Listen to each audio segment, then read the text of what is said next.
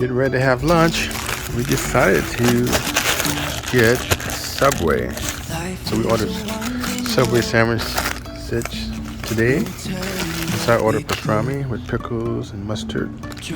So this is my lunch for today.